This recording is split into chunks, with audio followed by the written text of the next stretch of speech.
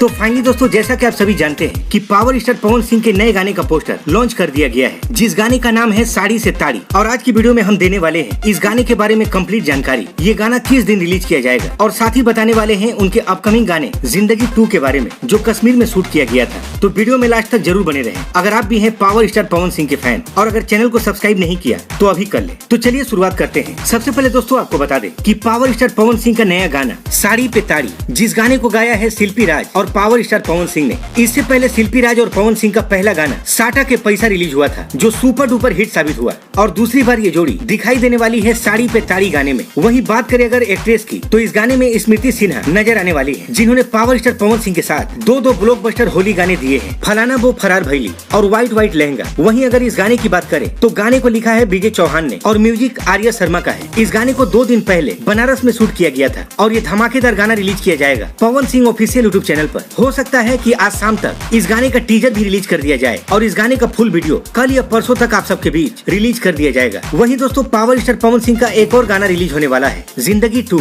जिसे कश्मीर की खूबसूरत वादियों में शूट किया गया है और ये भी गाना आप सभी के बीच में 18 मई तक रिलीज कर दिया जाएगा। तो दोस्तों पावर स्टार पवन सिंह के नए गाने साड़ी पे ताड़ी के लिए आप कितना ज्यादा एक्साइटेड हैं, हमें कमेंट बॉक्स में बताना मत भूलिएगा। मिलते हैं इसी के साथ अगली वीडियो में एक और नई अपडेट के साथ। तब तक के लिए जय हिंद, जय भारत।